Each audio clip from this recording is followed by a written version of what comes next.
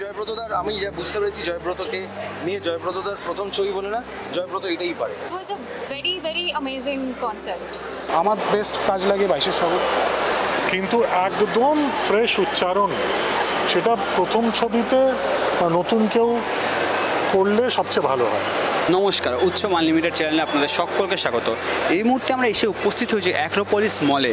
সেখানে আনুষ্ঠানিকভাবে প্রকাশ হচ্ছে নতুন বাংলা ছবি the academy of fine arts, এবং উপস্থিত হয়েছেন গেস্ট হিসেবে সৃজিত মুখার্জিও।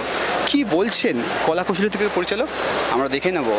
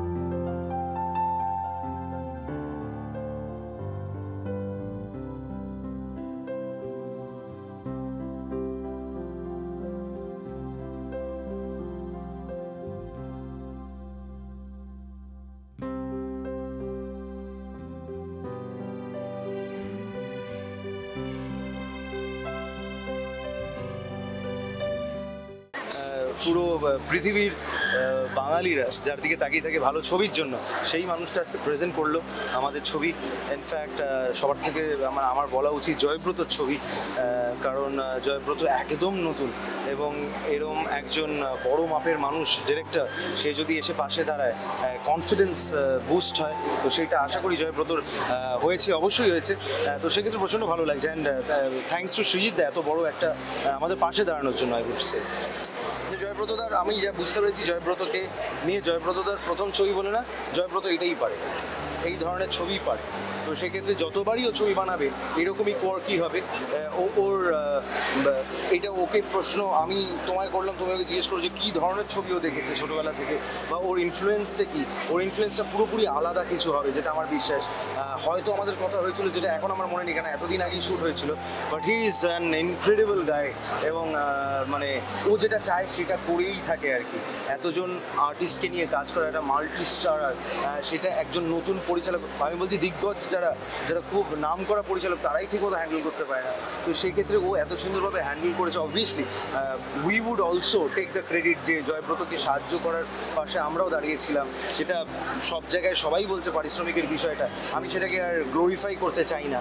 আই উড জাস্ট সে যে এখানে সবার থেকে বেশি যে জিনিসটা আমাদেরকে আকৃষ্ট করেছিল, that was the art, that was the creative thing that was there in the film, in the content. এবং সেই জন্য আমরা একত্রিত হয়েছি এবং we have done academy of fine art, যেটা 14ই নভেম্বর রিলিজ করছে। অ্যান্ড আই উড সে যে একটা নতুন জনারের ছবি বাংলা উপহার পাবে। আমি মানে আমার এখনো মনে আছে জয়ব্রত আমার ব্যাপারে আমার বাড়িতে ফার্স্ট ডে নারেশন দিতে এসেছিল ছবিটার। 3 ঘন্টা আমাকে নারেট করেছিল গল্পটা, with reference of each and every scene, যে কোন শর্টও কীভাবে ভাবছে, কোন সিনও কীভাবে ভাবছে, সেই রেফারেন্স সিনগুলো দেখিয়ে দেখিয়ে আমাকে পুরো গল্পটা নারেট করেছিল। সে মানে আমার তখনই মনে হয়েছিল it was a very very amazing concept. আর এত ডিফারেন্ট এই ধরনের থ্রিলার আমরা বাংলাতে দেখিনি এর আগে। So I wanted to be a part of this film. আর এখানে শুধু আমার চরিত্রটা না, মানে if you seen the trailer, প্রত্যেক অভিনেতাই কিন্তু একদম ডিফারেন্ট চরিত্রে এখানে এসছেন। এবং ট্রেলারটাও আমরা যেটা দেখলাম, it's a very very different kind of trailer. মানে ট্রেলারটাই ভীষণ, প্রথম থেকে যেরকম পেস আমরা ট্রেলারে দেখলাম, পুরো ছবিটা এরকমই পেসে পুরো গল্পটা চলছে আর কি। So I think it's a very very different film তো বটেই, সেটার সঙ্গে কনসেপ্টে হোক কি সব দিক থেকে হোক। আর একটা জিনিস আমি বলতে পারি যে আমাদের পোস্টার লঞ্চ থেকে কিন্তু এই ছবিটার একটা বিরাট হাইপ সৃষ্টি হয়ে গেছে। And trailer has done complete justice to that poster launch. এবং আশা করছি আমাদের 14 নভেম্বর ছবিটা যখন রিলিজ করবে ফাইনালি, মানে will all come out with flying colors.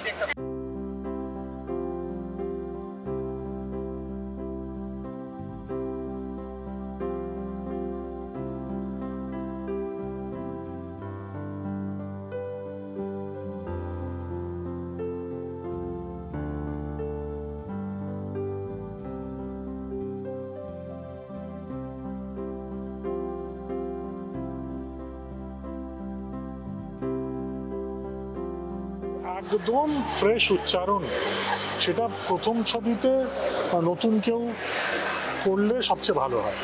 সেটা ওই 2010 অটোগ্রাফে আমরা দেখেছি।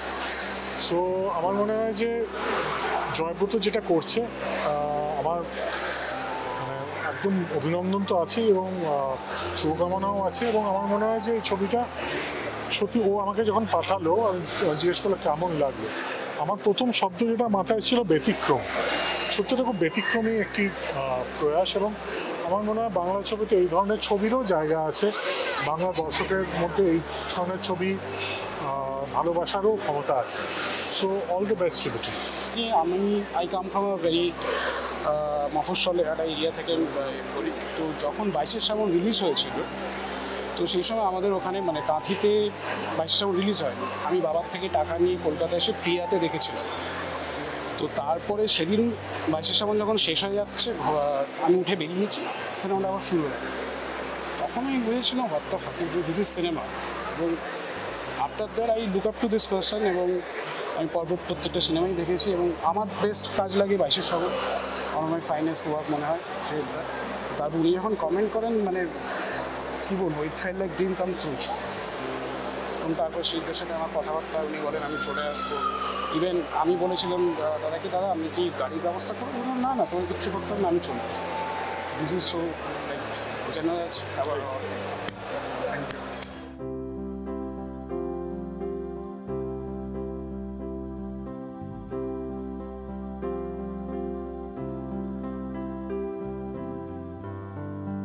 রোমহর্ষক এবং টানটান উত্তেজনাপূর্ণ ট্রেলার লঞ্চের সাক্ষী থাকলাম আমরা, এবং কলাকৌশলীদের প্রতিক্রিয়া আমরা দেখে নিলাম। এরকমই বিনোদনের তথ্য এবং আপডেট পেতে আজই সাবস্ক্রাইব করুন উচ্চ আনলিমিটেড। সকলের সাথে শেয়ার করুন, লাইক করুন। এর পাশাপাশি আমাদের ফেসবুক এবং ইনস্টাগ্রামও আছে, সেটাতে চোখ রাখুন।